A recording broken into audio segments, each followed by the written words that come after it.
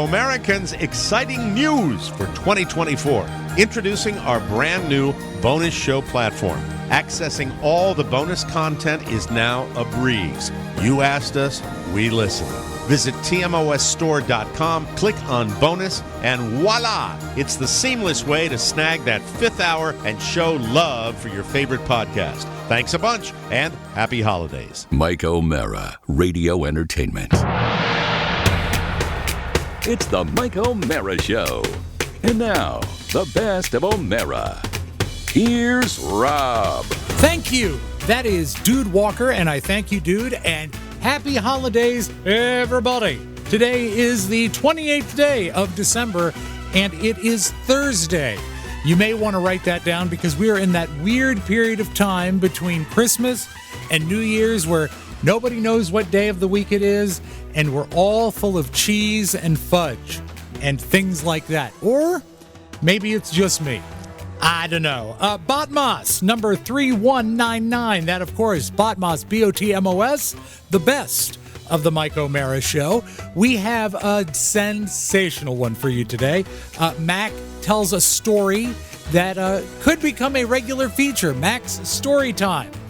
It could become a regular feature, but as of now, it's just a segment. Also, we talk about malevolent traits.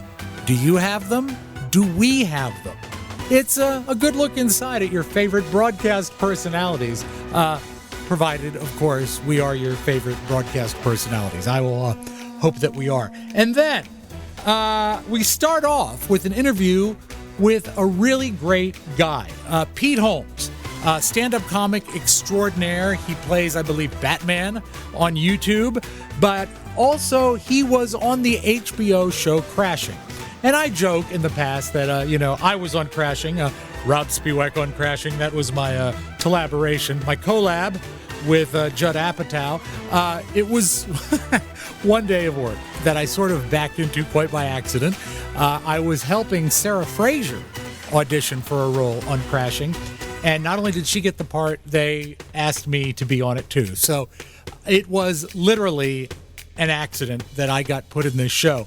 Now, speaking of accidents, I believe the episode after I appeared, that is when HBO canceled Crashing, which has always been sort of a sticking point for Mike and Oscar, saying that I ruined the show. I don't think I had the power, but who knows? Maybe I am responsible for the downfall of that wonderful program. But we had Pete Holmes on the show to promote his book. And to say this guy is introspective and thoughtful is an absolute understatement. The guy is smart and the guy thinks, and I love what he has to say.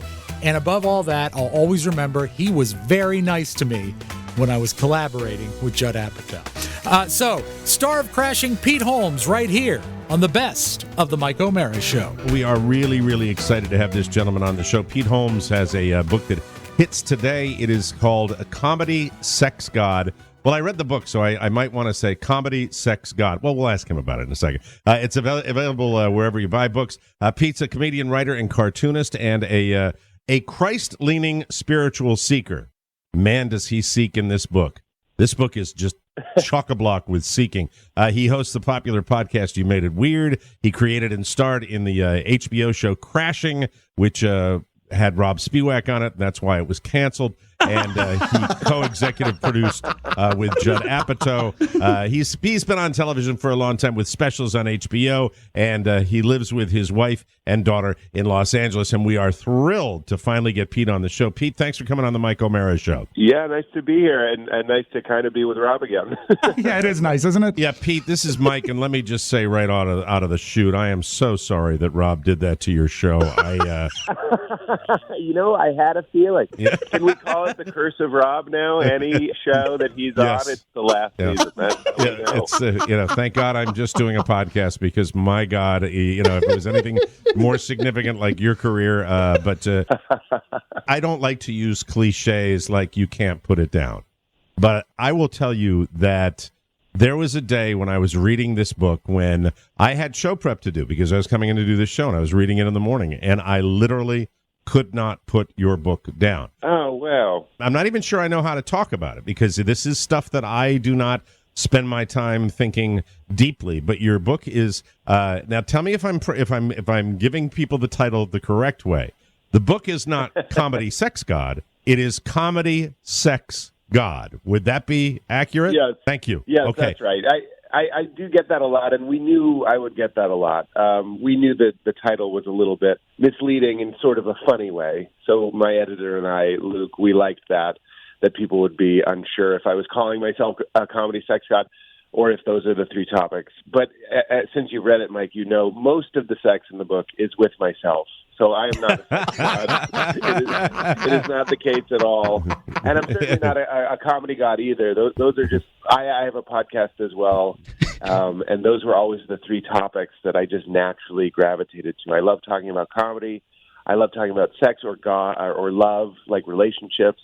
And I love talking about God or the mystery of existence or the meaning of life. So it became a funny title. And there's only one part of the book that I don't want to like do a Game of Thrones spoiler alert here, but there's because when you talk about most of the sex was with yourself, there's one part where you talk an awful lot about that, but I just didn't know. I don't think you did. No, you just talked about it, and it was an awakening, and you were out there with Ram Dass. I'm into this book. I mean, I might be going on my. I might be going on my own journey on this book, but, you talk about, masturbation as a teaching moment. It's just, let me tell you, there is stuff in this book if it can get a person like me, a failed Catholic, somebody who got back into a Lutheran Episcopalian hybrid church, and then the pastor ended up behaving very badly with one of the married parishioners, so they kicked him out, and then they wouldn't tell the parish what was going on. And I'm done. This is me. What about a year ago, guys? Yeah, right? Yes. We're about a year ago. Sundays were open. I'm done. Sunday's open now. Screw it. Not going back. Not doing. But always in my heart, feeling that kind of that need and searching. And I don't want to get so heavy, Pete, to say that things happen for a reason. Rob was on your show. We wanted to book you for a long time.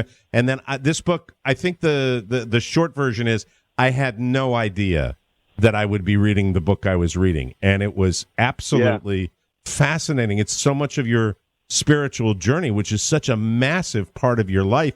You really do open up in this book about your entire life, and you're a seeker, my friend. You truly are. Absolutely. And I wish that wasn't so rare. I think it's just so embarrassing. Obviously, religion and religious people are so embarrassing that it's hard to kind of admit that you have a leaning. That's why I like to say Christ leaning. It's a way of not turning people off by saying that I love Christ or I love Buddha or any of that stuff. But I mean, there you are saying, you're exactly, Mike, who the book is for.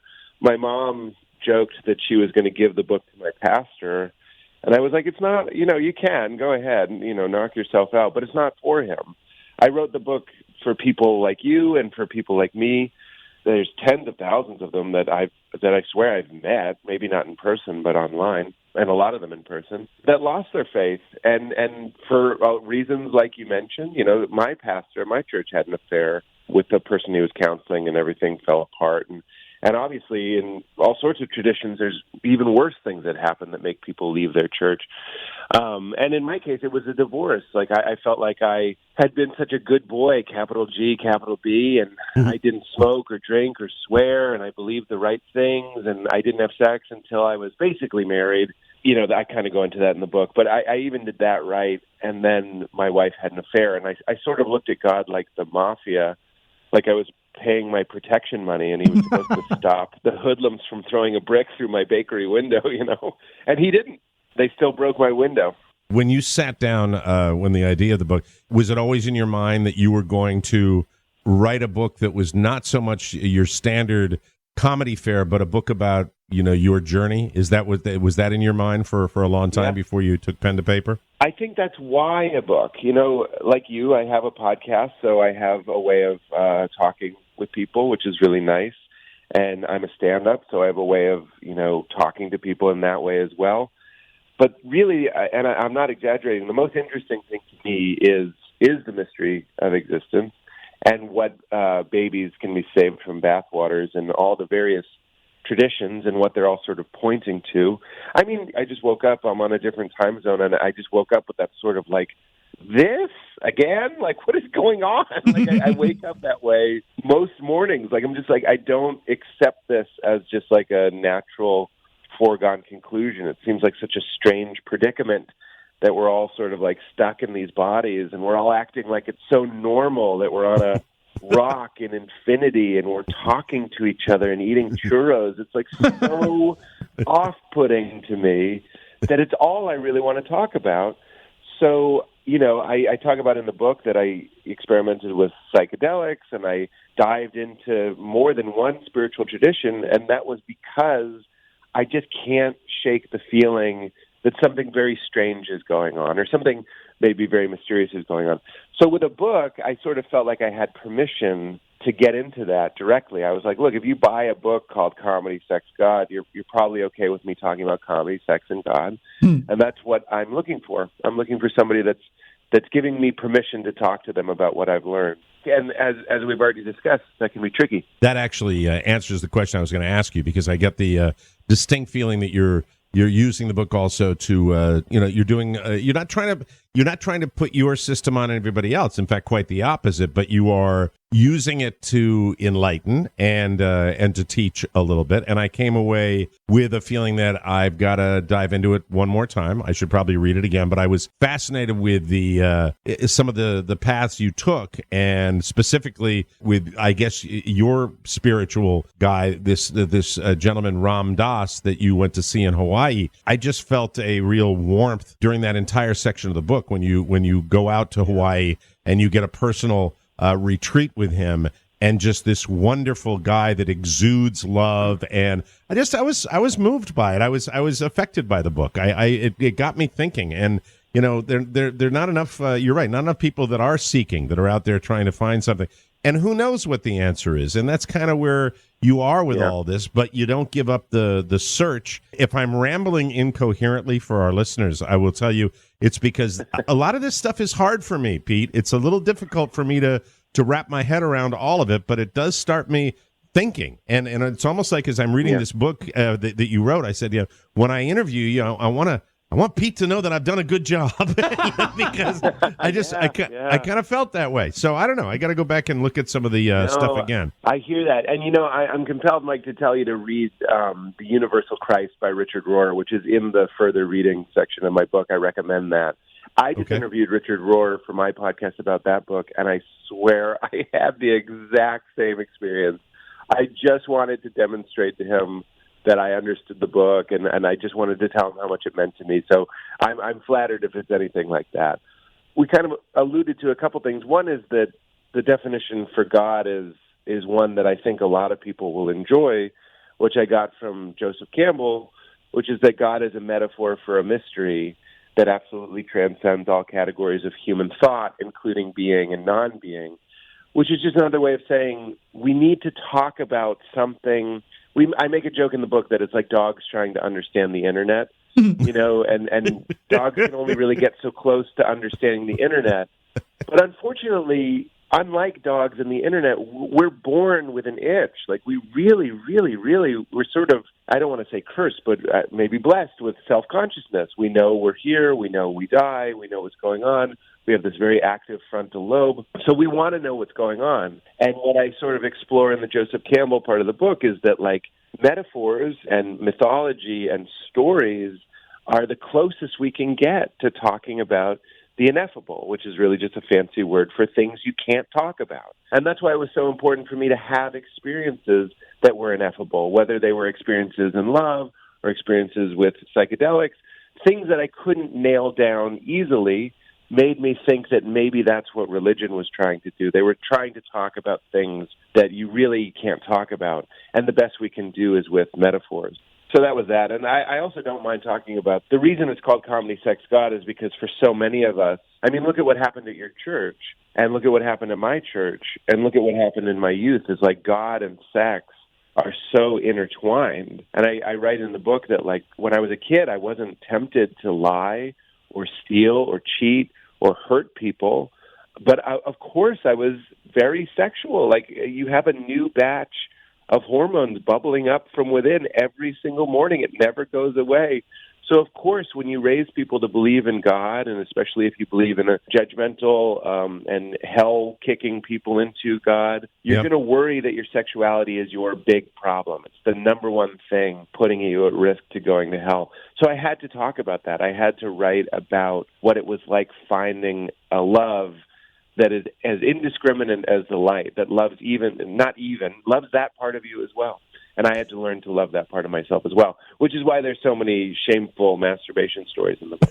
And then later, it's by design. You grew up in a very religious house because of your mom, and you were brought up in that, where the kind of evangelical experience where there's a lot of repression. The Catholic Church that I was brought up in has a lot of that as well. And it kind of, I have stories within my own family where the religious beliefs made people inevitably less happy based on you can't marry somebody who's been divorced. My aunt, God rest her soul, was in love with a man in New York, couldn't marry him because he'd been divorced because she was so doggone Catholic. And I think the thing that resonated with me when you talked about your spiritual path was looking at our days and what's happening in our lives as episodes. Because there's a big chunk of this book where you say all the problems we have in life, all the stuff that we deal with on a day-to-day basis, the good, the bad, if you look at it like episodes, that was a fascinating way of looking at life. As far as people who are stressed out and going through, if you look at like your life and what happens to you as episodes of a show, I thought that was brilliant in the book. And that's the one that got me where I said, man, if I could do that, I wouldn't yell at the guys I work with so much. I mean, I'm sure they'd appreciate it. Or maybe you would yell at the people that you work with, but you wouldn't be so, to use Buddhist language, you wouldn't be so attached to it. Or you wouldn't be so lost in identification with it. Because I don't want to, I'm not selling morality, which is obviously sort of how most religion is interpreted. And I'm all for it. I think we should be kind to one another. But there's something about, like, when I lose my temper with my wife, for example, I don't mean at her. I just mean when we're together and I lose my temper. I sort of do what I'm talking about, and I just say to her, like, I'm very angry. I'm going to be angry for fun now. You know what I mean? Like, there's a detachment to going, like, my body wants to be angry. I'm going to rant about this, but please don't think I'm in the boat and it's just, getting further and further from shore. I'm still here with you, but I'm going to get angry just because it's what the animal wants. It's what my body wants. I'm going to do it, but it's just for fun. And that's what the idea of good episode is often when we look back on things that happen to us, we resist them in the moment. And then later we look back and realize that if it was a TV show, that was a really great episode of the Mike Show or the Pete Show or whichever one we're watching. That's like a very sort of Western and simple way of looking at a very ancient and Far Eastern idea. And also it's in Christianity as well, which is the idea that you're not your small self. You're not your false self, which is what Carl Jung would say, or Freud would say. You're not your psychology, and you're not your nationality, and you're not your race, and you're not your gender, and you're not your favorite food and your favorite movie. This is all stuff that's all a story that your mind is telling you. Who you really are is the awareness that's observing that stuff. Science calls this consciousness. Just it's what your body formed around, and it's what you it's your basic operating system. And, Christians call that the soul. Hindus call that the Atman. It's basically just your basic isness. And when we're in that place, why have that like fancy thought? It's like fun to go like, oh, maybe we're souls. For me, that's where peace is, and that's where joy is. Ram Dass taught me that joy and peace don't exist in the ego. They can't. Our egos are constantly shifting, and they're just stories made of, I was just on vacation and I was eating ice cream on the beach, and you're like, oh, this is nice. Like your brain sort of lights up like this is nice.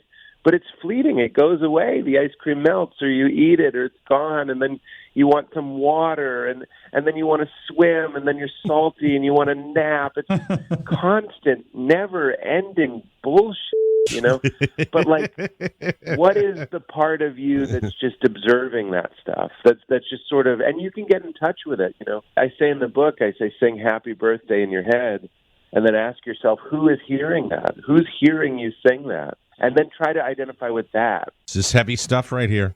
The book is Comedy Sex God. We're talking to Larry the Cable Guy. No. Oh, I'm sorry. No, I'm kidding. No, I'm sorry. I had to make a joke like that. Oscar, I know you wanted to get a question or two in with Pete Holmes. It is a great book. You can tell Pete is a thinker, ladies and gentlemen. He thinks more about this stuff than you or I, and I'm fascinated by it. I wish I did it more. I might do it more after both reading the book and talking stop to yelling Go at ahead, us. Oscar. I don't want to monopolize the conversation. Pete, it's an honor to connect with you, and thank you for tolerating Rob Spiewak, our colleague, for years now on your set. If you were going to pick any hack DJ in the country, he is the guy to bring on set and play that casting. role. He killed. He killed. It was. Perfect. He did. Perfect. What I wanted to ask you was really if you talk about life in episodes, my upbringing is Latin, so it'd be in a novella. So we're going novella. I know my mom finds joy in buying yet another, probably her 50th of the year, Virgen de Guadalupe candle. How can I explain to my mom that we don't need a candle in every room, and just because you light them doesn't mean everything's going to come true? Right. Yeah, it's funny, man. I sort of talk about this in the book is that there's a temptation when I want to use fewer fancy words, but when we evolve, let's call it evolving, and we become a little bit more spacious, let's say that. So our minds and our hearts are a little bit more open, right? It's very, very tempting, and I'm guilty of this with my own mother. I've sent her so many books. When I buy something on Amazon, it's like the first address. They think I'm sending it to my mom, and I'm like, no, this one's going to be for me. So there's a real temptation, right? We want to bring people along with us, and we want to sort of, I don't know, for me personally, I want to look down on how other people believe. There are people listening that probably believe, I know there are, of course there are, that believe differently from me. And the beautiful thing about my worldview now, as opposed to my worldview before, my worldview before was that I had to convert, and I had to, almost like in Alcoholics Anonymous, they say you can't force someone to become sober. In the same way, you can't force anyone's heart to open in this way or that way. And when I look at when my heart opened, nobody forced me to do it either. It was a divorce. It was psychedelic drugs. It was loss. It was this. It was despair. It was all these things that had to happen to me in order to in order to arrive where I've arrived. But then, of course, when we get someplace that has more joy and more peace and more freedom, and if I'm hearing you correctly, maybe less superstition, right? Yes. Which really is just the brother of fear. So you want your mother to have less fear. Yes. And you want her to be able to say yes to what is.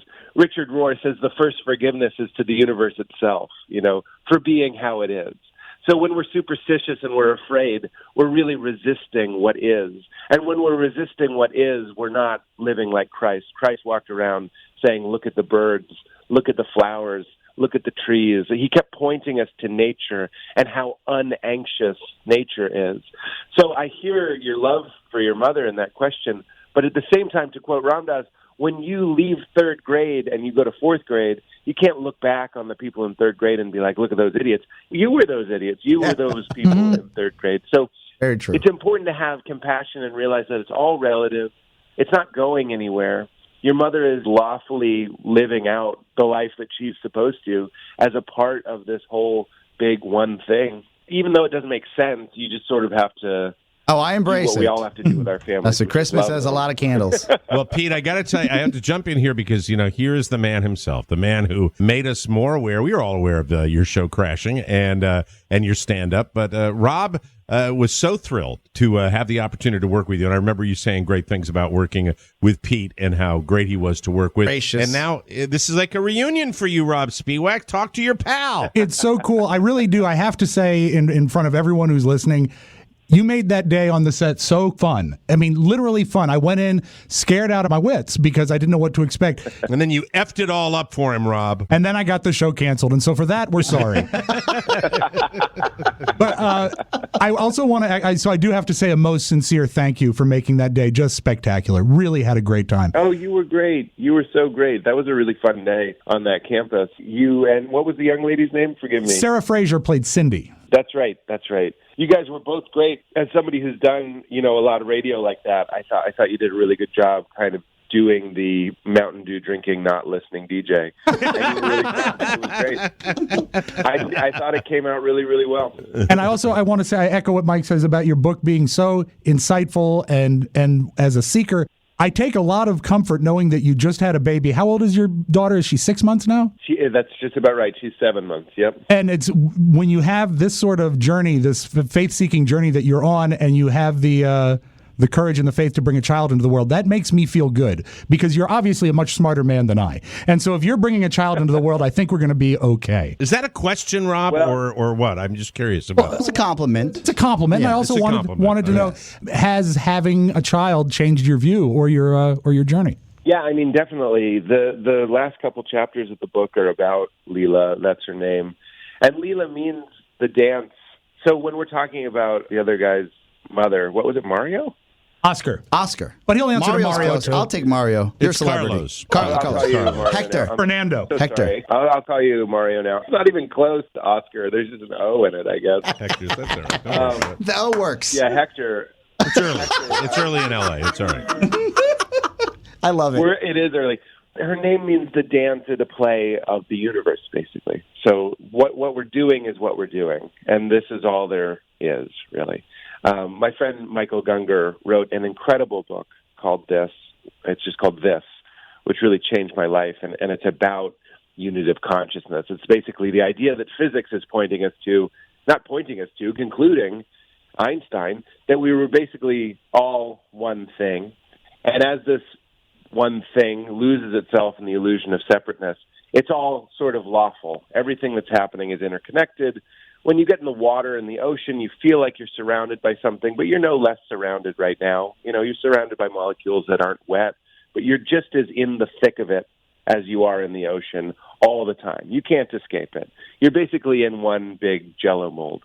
That's what Leela means. It's like it's just one thing singing itself. It's dancing and it's playing, and that's why when we were talking about Mario's mother, it's all in the game. And that's sort of a big point in my book, is that like loss and divorce and certainly doubt and shame, it's all in it. It's all in it for it to experience itself, if that makes sense.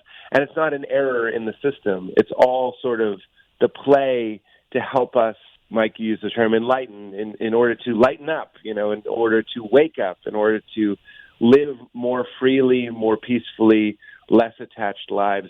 But whatever's happening, you're talking about having a kid at this time, I totally understand that. And yet here it's all still going. It's all still happening. The dance sort of continues. Beautiful. I want to tell you, Pete, and I know I speak for Rob and Mario when I tell you that I think that this is truly an interesting book to read. It's got so much wonderful humor in it, and I you've changed me a little bit, and I'm going to continue to try to seek out some stuff with this because it is fascinating. When I read a book like this, I wonder how the process happened. And it was Rob doing your show, and then we wanted to get you on the show, and then reading this where I really couldn't put it down. I think a lot of people are going to enjoy this. And don't think because we're dealing with these deep thoughts, all you people that are going to accuse me of not being light enough on my podcast, you're going to get something out of this. It is a comedy sex god, and you know there are no commas in this title, but I will tell you this is a great read. And Pete, I wish you nothing but the best. I'd love to, when you come through Washington, stop by and visit us. If you're doing a tour, we'd love to chat again. When we have more time to do it. And good luck with everything. And as far as last question, real quick, and this is the standard one, but I'm genuinely curious about it. After Crashing, anything else television in the works besides the stand-up that I know you're still doing? What any projects? I know you're constantly thinking and creating. What's going on? Well, it's funny. So I recommended Richard Rohr to you. Richard Rohr is this amazing Franciscan who, when I recommend him to people, I also have to be like, don't worry, it's not boring, it's not terrible, it's not closed-minded or judgmental, just like what you had to do whenever we talk about this stuff. But anyway, Richard talks about, like, he has this beautiful thing about, like, knowing needs to be balanced with unknowing. Basically, all our certainty needs to be balanced with mystery. And I would add to that, doing needs to be balanced with undoing. Yep. So Amen. I was so busy for 4 years, and I always take it as love that people want to know what I'm doing next. And there's definitely ideas kicking around, and I'm working on writing a couple things and doing more stand-up, and, of course, doing my own podcast. But then, like, I'm trying to balance it out. I had 4 years. I mean, Rob, you saw what it was like. That was me every day. It was 14 hours a day. It was, yeah. For months and months. And then the rest of the year was writing and editing and doing the press. And that was a privilege. I was so happy to be able to do it. And now I'm so happy I get up, I write for a couple hours, and then I'm hanging with the family and trying to rest a little bit. Because I think we need to remember that our best ideas come from, it's a quiet voice. It's not a loud voice. It's a quiet voice. So we have to be quiet enough to hear it. And I love that. Means some ice cream on the beach. Thanks. I love it. You know what? And you write beautifully. Keep doing it. Yes. I think I found this book really special. It's Comedy Sex God. Pete Holmes, thank you so very much. And please, I'd love to have you on the show again anytime you want to come and join us and just chat about the bigger things in life. It would be so much fun. Good luck, Pete, and thanks for coming on the Mike O'Mara Show. I'd love to. Thank you, guys. Thank you. Thank you, Pete. That's Pete Holmes. Pretty good talking to him, huh, Rob? How Mario? Fascinating. No, look. You have a good time, Hector? This is apropos. I asked the stick question, and he quickly forgot my name. And he said, it's heavy. I can't articulate it. He is a deep thinker. But it's very who really palatable. Cares about it's very easy to understand. It is. It is. He has comedy in it, but I'm telling you, if you are somebody like me, spiritually, who is in a bit of a void, my whole family is right now. I mean, and you see something like this, and you go, I haven't been energetic enough to explore Eastern religions and philosophies and looking at life, but I've always been curious about it. And Yes. this is a kind of a door that opens for it, and I think you'll get a lot out of it. And it's extremely funny. May I add this? Oscar wanted to ask a question of him, but Mario was here, monopolizing all the time. Mario always interrupts. He's a blabbermouth.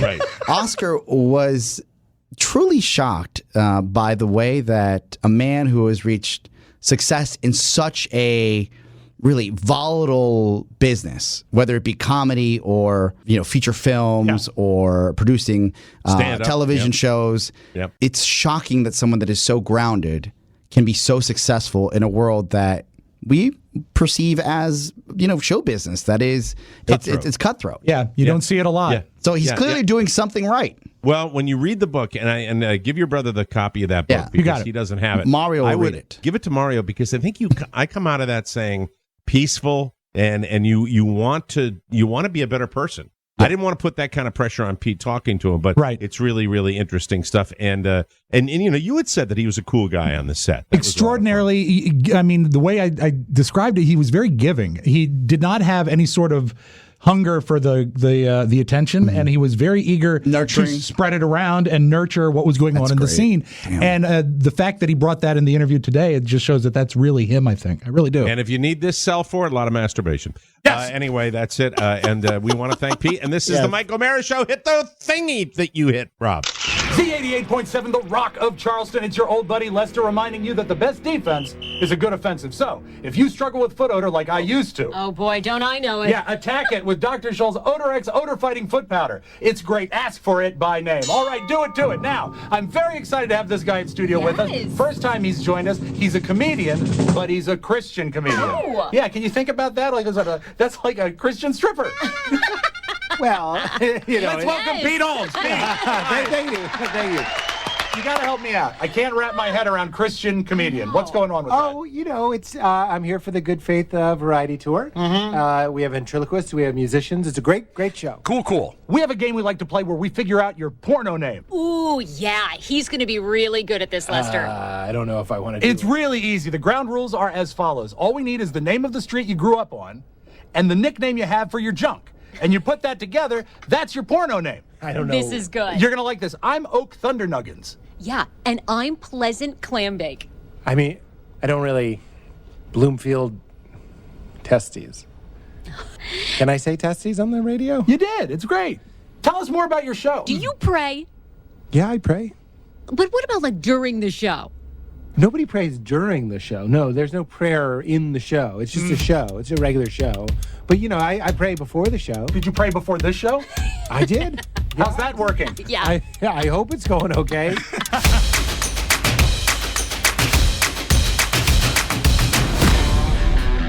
Rob Spiewak here on Botmoss, and are you a good guy? You know, you like to think you're a good person. I like to think I'm a good person, but what about the 9 traits of malevolence? Would you like to see if you have any of them? We can do that.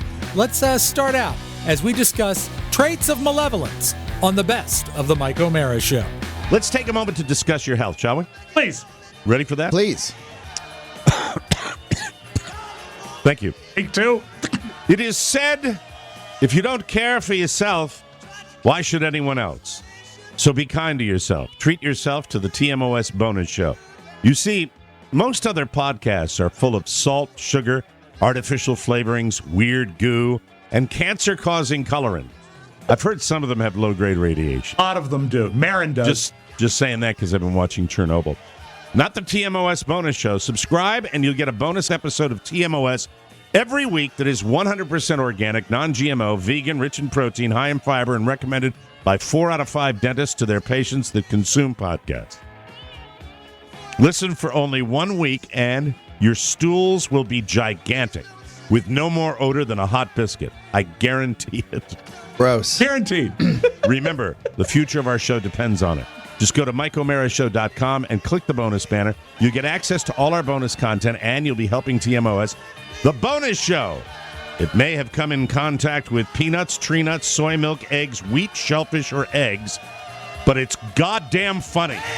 Thank you. Thank you very much. That was a good one, Rob. Thank you. Like that? Non-GMO. All right. The article is entitled, that I saw, New Theory of Dark Personality Reveals the 9 Traits of Evil People in Your Life. Oh, so not just dark, but evil. That is a Evil. completely different animal. So here it is. Do evil people exist? While the answer to this may depend on your religious background and what you understand evil to be, scientists have figured out that people have a dark core to their personality. What's more, a general dark factor, thank you, of personality defactor exists that can tell the extent of a person's dark traits, which cause questionable ethical, moral, and social behavior. What is the defactor? The research team from Germany and Denmark, They would know. define the defactors as the basic tendency to maximize one's own utility at the expense of others, accompanied by beliefs that serve as justification for one's malevolent behavior. Malevolent is a great word. It means actually really programmed to do bad. You want to do bad. Malevolent? Malevolent. It's the opposite of benevolent. Malevolent. They go through their process and how they figured things out, which I'm not going to trouble you with now. But they came up with the 9 traits of malevolence. 9. That would be These a are the- great name for a Netflix special. The 9 traits of malevolence. Yes. These are the 9 trends comprising the defactor, along with the definitions used by the scientists. Now, I think I'm going to go 1 to 9 because it seems to make sense. Okay. Right? Now, number 1 is something we all have, but, well, no, not necessarily the way they put it. We have ego. We don't necessarily all have egoism to the extent that they talk about in this study. But let me give it to you, and then we'll discuss. All right. Ego. Number 1 is egoism. The excessive concern with one's own pleasure or advantage at the expense of community well-being. I don't think I have that. That may be like robbing a bank or doing something evil that would damage people just to make yourself feel better. The thing that is the telling part of that statement is at the expense of the community's well-being. I think we've all done stuff to seek pleasure, and we've all been selfish in different ways, but never at the expense of the community. Like criminal activity. Yeah, that's so. Yeah, I think I'm of a community's well-being. It can, but it also it's at the root selfishness. But selfishness is a softer word than this, Oscar. Yeah. Let me tell you again. Okay. At the expense of the community. The excessive concern with one's own pleasure or advantage at the expense of community well-being. Now, I don't know what they're using as community. Do you want to use community? Okay, let's say like a flasher. A flasher clearly cares more about his own kink than the community that he's the kids at the playground. Yeah. That's how I or the lady interpret at the it bus stop. as something like a crime, like something that would. All right, think so. She'll be fine, Pony. You creep. You're a Number jerk. two. Number two. We all have ego, and we've all sacrificed others within our circle for our own ego. Yeah, but usually that's not- a business decision. But that's. Don't make me do that today. I'm sorry. Don't do that. You're to me listening today. to the Mike O'Mara Show. Mike O'Mara Show. Number two is Machiavellianism. Oh, yes. All these big words. Machiavellianism. That's right. Machiavellianism. That I know my how to mouth. pronounce this Hurts word. my mouth. Machiavellianism. Machiavellianism. Machiavellian. It's Machiavellian behavior. Yeah, based on Machiavelli. Manipulativeness, callous effect, and a strategic, calculating orientation. That means people that play each other off of other people on a regular basis. Oh, I got somebody right in our inner circle, in the inner cookie, and it actually it's a coincidence, or is it that his name is Mac? Yes. Yes, Machiavelli. Mac. Not Orange Mac. Oh, Orange Mac will say, "Hey, Micro Center is having a sale this week," and I'm like, Yeah. "Hey, man, can I get a discount?" Then he'll say, Right. "My boss won't let you get a discount." I don't know if there's going to be a discount And for then you. he'll call me. He's like, "Hey, he'll string me along for a week." And I'm like, "Hey, what about that discount?" And he'll be like, "My boss says no." So he's pinning me against his boss. And that vindictive Machiavellian behavior is also exemplified by the end justifies the means. Yes. That's the whole Yeah. thing of Machiavelli. So Well- thinking that you can step on people all the way to get to that discount, that's classic Machiavelli. Somehow I just think putting Mac on that is a little silly. Where does he weigh in on the superego stuff? Manipulativeness, callous effect, and a strategic, calculating orientation. We all know people on radio that are like this. Not me. Me neither. Never met one. Number three, moral disengagement. A generalized cognitive orientation to the world that differentiates individuals' thinking in a way that powerfully affects unethical behavior. What's it again? Read it again, one more time. All right. Moral disengagement. A generalized cognitive orientation to the world that differentiates individuals' thinking in a way that powerfully affects unethical behavior. Which means really they don't. I've known people like this Cult that leaders. don't. Jim Jones. No. It's people that put the morality of a decision aside to behave badly, unethically, because that's how They justify the immoral Yes. behavior. or they just do it. Yeah. They just do it, and in their own mind, that's the way they feel. I've known- Never known anybody. I will say this.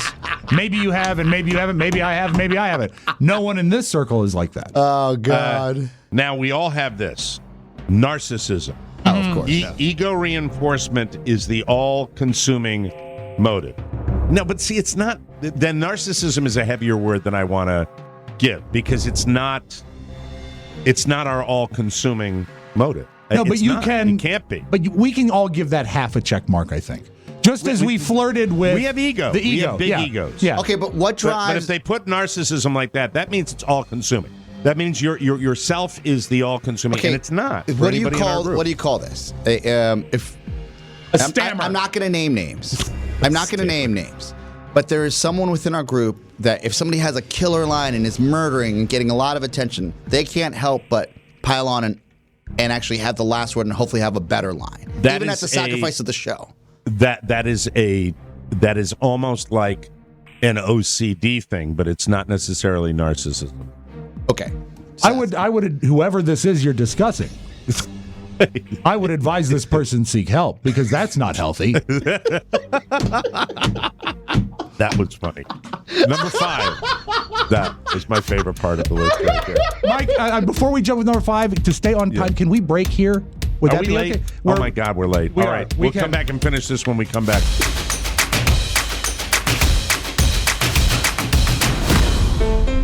Hey, Rob Spiewak here, hosting and selecting all the best of this week. Remember, we will be back with a new show on January 2nd, but until then, new content for you every day, hand-selected by your old buddy Rob. Now, when we last spoke, we were talking about malevolent traits. Let's finish that up, the traits of malevolence. Part 2 on the Mike O'Mara Show, Best of Edition. Ooh. All right, we're talking about the traits of a dark personality. Yeah. maybe I didn't put that right. 9 traits of evil people in your life. Okay. Now, by the way, if you got somebody who's hit on all 4 of the first ones I've talked about, you're cruising to getting some problems, and we're talking about what we've copped to. Yeah.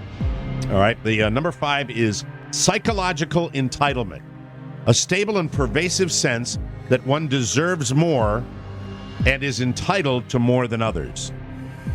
That's tough right there, and you've got that in certain people. Mm-hmm. You know, it's just that's kind of a piggybacking on other things, but to that's their where you own are. detriment. And may I say that in broadcasting, you need a healthy dose of what about me? True. Yes. For self-promotion. For self-promotion, because that's just the nature of the beast. But you also have to choose wisely when to play that card. It goes away now that we no longer have a prize closet. or a real general manager. That's true. Yes. But you know what? I will say this, and I think, Mike, you might admit to this as well. That was a stronger trait of mine until I had children. Children really jumble up the way you think sometimes. And it's a different way to put others first. Yeah, that's why I won't have them. I'm a different man. Right. That's why you can't have them. I don't want to lose my edge. Oh, no. Don't listen to your radio partner. You have as many kids as you want. You'd be a good father. Number 6 is psychopathy. Deficits in affect, callousness, and self-control. So psychopathy means you do things like at the spur of the moment without a lot of thought, not caring about other people. Okay. This is all, evil things that are going on here. We're moving right down to... I don't see any of us as very spur of the moment people. Maybe Oscar a little more because of his proximity to the city and his ute. To the ute. But you and I never do anything like that, I don't think. Do we? Now, I will take you down to number 7, which I have done all right on this show. Murder. And I'm not proud of it because it's really a horrible word. It's a horrible word. No, I really haven't. Not with you two around. What is it? Sadism. Oh. Whoa. A person who humiliates others, shows a long-standing pattern of cruel or demeaning behavior to others, or intentionally inflicts physical, sexual... Hold on a second. What? Or psychological pain or suffering on others in order to assert power and dominance, or for pleasure and enjoyment. I can say unequivocally I've never done it for pleasure or enjoyment. But I don't know. Done it Read in a my reactionary novel. way. I have humiliated people. Read my novel, 50 Shades of O'Mara. Does that mean that means yelling at people in publicly? Yes, but you don't get when off you do on it publicly. And, I hate it. belittling I friggin' them. hate it. Yeah. Thank you. You've done it to me too, Oscar. So No, I'm shut up. not. I think we've all done our share Mike? of yelling. Yes. I had a conversation just yesterday. As a younger man, Yes. I was not as an effective leader as I thought I was, because I grew up in a toxic world of broadcasting where that was rewarded. Yeah, and it was rewarded for me, and it shaped the way I behave, and I'm not proud of that. You learn and evolve. I try, but pony. Anyway, But Mike, let's in see. every day Thank and you. every way, You just did it. you're getting better and I better. just did it right there. Even in the discussion of it, I did it. Yeah, but the thing is that did that sexually satisfy you? Yeah, how you feeling below the trousers? It did me.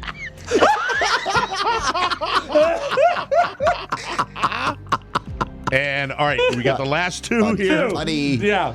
I hate when I do a show, you're supposed to laugh, and I can't laugh. Mr. Douglas. Mr. Douglas. Number 8, self-interest. Self-explanatory right there. The pursuit of gains in socially valued domains, including material goods, social status, recognition, academic or occupational achievement, and happiness. Well, self-interest in a positive way can be good for what you do, I guess. Oh, hell yeah. Again, Your in moderation, career. and as Oscar says, choose your battles. Well, But you combine that with everything else, and it's difficult. And spitefulness, a preference that would harm another, but would also entail harm to oneself. This harm could be social, financial, physical, or an inconvenience. All right? So, in a way, harming yourself because of the benefit of harming someone you hate? Well, you know what? I don't know. I don't know the answer, but I do know if you'd like to test yourself, we've got quick, and we'll blast through these super Please. quick. Okay. This is you might be the you might be A redneck. A dark person. A redneck. You might be a redneck yet. I'm sorry. I'm reading. Far away with bad glasses. The dark. Here's the dark core scale. Okay. Is it hard to get ahead without cutting corners here and there? Yes no. or no? No, it's No. not. It's not. I like to use clever manipulation to get my way. No. Sometimes. No. Yes, I'll say yes. No. Rob No. does. Rob does. Is it a very lot. self-aware for you to admit that? I That's love, very but nice. there's Yes. nothing I love more than clever. Yeah, I do too, though. So I'm right there with Rob. Yeah. People, and you do too. No. You do. I just realized that. I choose the harder route all the time. Yes, but You you like to struggle, answering but you manipulate. by I answering manipulate no by to that. working harder? I'm sure. Oscar, No, by you're just not answering admitting no, to it. by answering no to that question was a clever manipulation itself. Thank you. My body of Number work 2. speaks for itself. And your body with a body like that. All right, here we go. Let's answer honestly, Yes. please. Yes. People who get mistreated have usually done something to bring it on themselves. No. Yes. No. Yes. No. Some people have bad luck and they put themselves in a bad circumstance. That doesn't mean it was their fault. It's his fault that he was surfing the internet in the parking lot instead of going to college. Okay, that is yes, of course. That's the answer, though. That's what we're doing here. yeah, you but know? but that is not an absolute. You're talking about absolutes. I don't know. Number 4. I know that I am special because everyone keeps telling me so. That's a No one tells That's me a no that. for me. All right. Or we were Not quick in on this that one. century. I My honestly mom feel said, "Are I'm you just still working at that podcast?" You do something with computers, right? I You should honestly know, feel Mom. Number 5. Shut up! I gotta finish this. All right. Don't yell and embarrass others. Oh, he's so hot right now. Number 5. I honestly feel I am just more deserving than others. No. No. Yes. He's a peculiar one, isn't he? He's can't figure him out. I've earned Number 6. I'll say anything to get what I want. No. No. Here's a weird one. This one is like put somebody in prison. All right. Number 7. Hurting people would be exciting. No. No. I will say no and also ask Pony not to answer Unless that it's one. ouch, ouch, pull my hair. Ask Pony not to answer that one. Yes, sir. You're hurting me. I know. Yes, Matthew all right. Bloom declines respectfully. Number 8. I try to make sure others know about my successes. Yes. Yeah. Yes, yeah. We all have we to all do self-promote. Should I ever have Number one? 9. It is sometimes worth a little. It is sometimes worth a little suffering on my part to see others receive the punishment they deserve. Okay, that's No. the spiteful one. That's the Yeah, one that's I don't have and I that don't shit. have that either. No. No. There No. we go. We're not dark. No. We Hey, have that's dark. terrific. You carry that with you. You carry that with Yes. you. It'll Right. eat you from the inside out. Yeah, brother. So enjoy social media this weekend coming up Yep. where you can And- read everybody saying, anybody realize Mike was more about that than anybody else on the... Make sure, Mike, that you give your social security number at the end of that so someone can hack your identity. That's right. Thank you very much. I appreciate that. We'll go ahead My and do mother's maiden name is capital S. that. We'll take a break and come back with more fun and more thrills.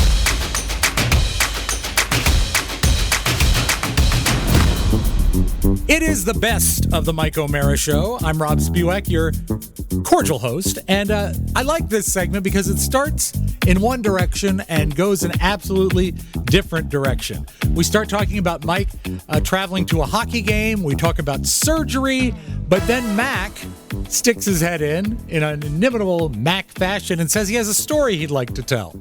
Will it be a success? We shall see. Mac on the best of the Mike O'Mara Show.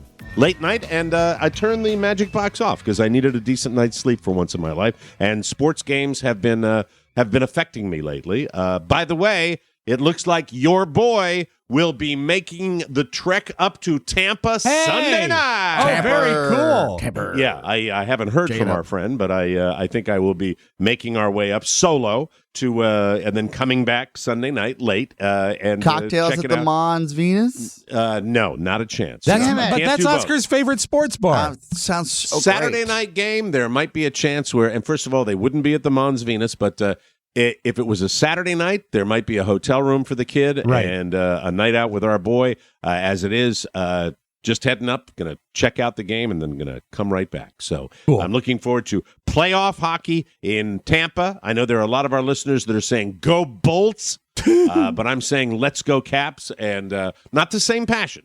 Not the same passion as when we played Pittsburgh, but I'm excited. I love that the Mons Venus sign says Mons Venus, and underneath it says nude. Yes, there it is. It's a separate sign. Yes. No, that's a land long ago, far, far away, Oscar. When of the most some of my beautiful golf women in buddies the and world. I identified a fabulous mother-daughter team that was working in the Mons Venus. That's how you know That's you're in Tampa. almost like vaudeville. They're wonderful. Such a novelty. Showbiz runs in the family, Yes. which I think is Grandma couldn't make it that night. wonderful thing. It was, the trifecta. Every picture. The trifecta has the sisters. black light. Yes. Oh, the black light. You know, I'm sorry for burdening you with that whole medical discussion about me, but, I'm fascinated by that. I went to a party over the weekend with a medical professional who's a friend of mine, who's a foot guy, foot surgeon. And, I love doctors. I've known doctors for a long, long time, and I've socialized with docs for a long time. And it's very cool when they bust out the video or the pictures, which is because he carries it on his phone, right? Well, yeah, he likes to, see what's. They do it, I think, to keep a record of what's going on. This dude is at a construction site, and he has a nail gun. Oh no! And he shoots the nail into his heel. Oh, all right. So this is explained to me, and he said, "Yeah, here it is." And he shows me the procedure that's happening, and all you see is a foot. Well, when you see the foot, you see this is what you see.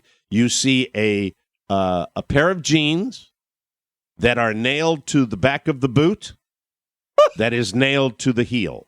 So the back of the heel. The back of the heel. I mean, like so right not like he underneath stepped the Achilles on a nail. tendon. Oh No, right into the Achilles tendon. And I'm looking at that, and it's you're thinking nail gun. You're thinking they're going to pull a nail out, right? This thing that they pulled out was a serrated nail that was that long. That was about 2 inches long, and they put the guy under, and you see this. And God, you almost have to I'm at a unscrew pool party, for a kid. By the way, the party I went to, my babysitter's kid graduated nursing school, and so there's a bunch of medical folk excellent. around. Yeah. And I'm sitting there by the pool going, "Oh man!" It's like the Kevin Nealon bit, You ever use a wood planer and scrape it right over the top of your hand? No. So I'm watching this, and all anybody that was around us would have heard was me going, "Oh." And when he took this thing out with pliers, and that's just how he did it. He put him under and yanked it out. Well, then they have to do some surgery. Yeah, but and get them but all it just sewed up. it just seems so Old West, barbaric. It's like Westworld. It's Civil War surgeon. Yeah, one that's of my it. all-time favorite bits. Don Geronimo, Civil War surgeon. He never makes house calls, and everything, of course, would be amputation, which was. I thought it was a great bit. It was. I was always proud of that bit. I love that. He never makes house calls, and you hear a saw. Anyway, I could be. That's a. I wonder if that is any sort of compromise of the patient-doctor confidentiality when he's whipping out the cell phone video. Don't say that. I don't want to get anybody in trouble because I practically identified. He didn't show the face. No faces. No face. He's not a face Yeah, doctor. He's a like foot when doctor. people do breast augmentation. They take video of that. No problem. Sure. That's right. That's a category. As long as you just show the nipple, you're okay, right? I mean, that's the way. Well, no, they have. That's they're the on policy the website. at the foot doctor. I think Mac wants to weigh in on this. Why? Yes, Mac. Go Why ahead. would I want to weigh in? Because you know about the women's, you know what you're into. Am I? Yeah. Do I? We all know, Mac, that you go to the breast surgeon, the plastic surgeon websites and look at the boobs. Yes. Of course, all the time. I mean, Yeah, that's but the he's only more place I go. into full bush. He's the only guy I know that goes to a plastic surgeon and tries to get behind the paywall. Premium content. Push full bush. Yeah. Yeah. How are you, Mac? Doing good. Thanks. I actually have a story that I wanted to tell. Would you like to tell it in the next break? Because we do have to break for I commercial will right be now. glad to do that. That's what. Have you So lost we're going weight, to have. Mac? A little bit, yeah. Not Damn, too he's much. like a human being. Ladies and gentlemen, a new feature on the Thank Mike you. O'Mara show that just Great. came out of left field because I really didn't have anything prepared other than Koppel. It's Mike McIntosh's Story Corner. Love it. We're going to do that when we come back on the Mike O'Mara show. Thanks, Mac. We'll be right back.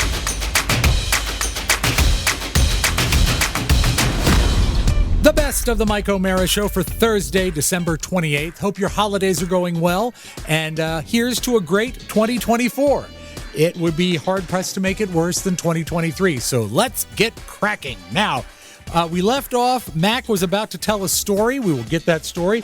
We will also discuss I think he's still with us. I'm not a Florida guy, so I don't know. Billy Fusillo, a car dealer in Florida. I believe he sells Kias. So we will do that. I want to remind you that we are back tomorrow with another all-new Rob-hosted, Rob-curated Friday edition of the Best of the Mike O'Mara Show. You see, we don't normally do shows on Fridays. This is our Christmas gift to you, so don't miss out, okay? I'll be here. It's the least you can do. Please double-click or download or something. I don't know. I'm not much of a computer guy. So, Mac's story, and we will see you tomorrow on the Best of the Mike O'Mara Show. Oh, God almighty. Hey, before we get to Mac, are allergies a thing down there? I don't know. They had a news story on the local news about it, that a lady was is unable to even leave the house because of the allergies down here in Southwest Florida. Yeah, my car has turned from black to a lovely shade of green from all the yellow powder up here. It's horrible. Yeah, and that means that summer is here. Summer is knocking on the door. What is the temperature in Washington D.C.? It will crest 90 today, and humidity bearing its teeth for the first time today. See, that is the way it is up there. You don't get spring anymore. No. It goes from winter to summer, bingo bango. But that doesn't take away from the fact that we're going to start a wonderful new regular feature. Well, I lied about the last part. It's time for Mac's Storybook Corner. Mike, it's it's right now just a segment. Don't call it a feature, please. First of all, Michael McIntosh, how are you? I'm doing well. Job's going good. This actually has to do with that. Something I discovered about one of my coworkers there. Ooh. Now, before we start, because we don't have to steamroll right into it, I'll help you along. You've lost some weight. What do you attribute your weight loss to? I stopped drinking sugared sodas. Oh, that's a Hey, biggie. look at That's you. like Pony stopping smoking. Yeah. Pony, Yeah. you're still not smoking, right? Not smoking. Yeah. So you've how many days, Pony, with you? I'd say it's been since February 14th. It's been over 2 months that's and awesome. over a month That's awesome. of like no nicotine period after getting off the patch. That's so great. It's got to be every week. It's just you're making strides of it. You look better. Yeah. Your color's better. That's awesome. Mac, you stopped sugary soda. That's bad for you as well. I'm happy to say that. Work is going well, and you got promoted recently, didn't you, at the Petco? Yes, at PetSmart. I'm sorry. PetSmart. I'm sorry. Get it right. Right. Okay. Yeah, I'll get it right, tough guy. You bet your ass I will. So what did you discover about one of your coworkers? I was hard drive cables came into the store, and I Do they get excited when that happens? I did. Do the because- employees run up and down the aisles going, "The hard drive cables are here. The hard drive cables are here." You see, I said that exact thing, and then I decided to play that video of the chimney sweepers. Okay, well, I think weren't you referring to the jerk? Yeah, I was just kind of doing a jerk reference, the jerk thing. Well, yeah, but his also mine works. was the hard drive cables are here. The hard drive cables are here. Oh, okay. I understand. Nerds at work. Nerds Nerds at at big day work. at Micro Center when that happens. Yeah. So what happens is, I go onto my station and start playing it really loudly so everyone in the shop can hear. So And then when you say your station, like your workstation? my workstation, yeah. Okay. How does that set up? It's pretty much like almost like a cubicle where I have desks on either side and. What is the song he's talking about, Rob? Oh, the chimney sweep sweep song. song. 1-800-CHIMNEY. Yeah. Step in time. Dun, Step dun, in dun, time. yeah. Okay, I understand. Del Right. CHIMNEY. Okay, very good, very good. That's what you were playing, Mac? Yes, I was playing that in the shop, and then one of my coworkers. And they said, wise promotion. This man cannot be stopped. There we go. So I start playing it, and then one of my coworkers comes over, and why are you playing that song of A Step in Time? And so I'm like, oh, you know of it? He didn't just know of it. He worked for them. He worked for the Chimney Sweep He worked Company. for A Step in Time. Wow. The chimney sweep is here! The chimney sweep is here! A step in time, gonna make your chimney shine. Rob isolated us how many years ago? Oh, this was decade ago? We were on terrestrial radio. Oh, a long time ago. One of the worst jingles of all time. Right So on bad. time. A step Oh, both in verses. time. They clean your chimney and make it fine. Stop I wish you were down here because you could collect some beauties down here that they have. Low budget advertising. By the way, Billy Fusillo, Yes. the Kia guy, it's huge. It's huge. You know, he jettisoned his old Chippy that he had with him, and he's got he's got a new babe. Well, And, that's a fair, like almost like a bi-yearly thing. Like every 2 years, doesn't he do that? I don't know. Trades he up? had Caroline with him a whole a long time. But didn't he phase Caroline out and he had a Hispanic lovely that helped him out? She's still there. Okay. He brought the Hispanic lady in. And by the way, she does Hispanic Spanish language commercials. And she also does regular commercials. And now he's got the brand new lady who, has the bleach blonde. And I won't discuss the descriptor that my wife puts on her. Slut. But anyway, she comes in. That's not fair. But that's fine. Did she ever say she's not as pretty as she thinks she is? But she is there, and then he does this thing where it's amazing that these ads run during the Me Too era, because he will take his meat hooks and he will drape his arms over both of these women. He's big on that. He's a big guy, and he's big on going, I got a great deal on these kids. They're coming in huge. And he puts his giant meat hooky arms around both women, and they look strangely. They're great actresses because they look strangely comfortable with him. Strangely doing this comfortable is a good description. No one likes the arm draped over them. I have to point that out. Whether it be a male or a female, it's done in sports sometime. Where you see that, and I don't care for it. It's an overly friendly gesture, never well received. Do you think the reason it's a dominant gesture? It's a gesture of power. It's like he owns them almost. Didn't Sam Huff do it to you once? Yeah, well, that was on a plane. That's when he true. Was, making a point that he didn't want us to say bad things about him, and we were afeared. Yes, I guess so. But do you think the reason those spots exist in the Me Too movement, do things move at a different speed in Florida? Is it a different environment than, say, the national consciousness? I think that Billy Facillo right now would be, and he has been successful in multiple markets. Yeah. I think that the only reason that he is a stone cold lockdown here is because advertising rates are cheaper and he can saturate the airwaves. The guy had his own cable channel for a while. The guy is everywhere, and he can buy so much advertising, and that's the business model. So everybody knows him, but it appeals to people because of the saturation of the ads. Yeah, you see him. He's a constantly, personality. Yeah, and Kia looks good. Let's go to that guy that does the guy thing because he's on TV all the time.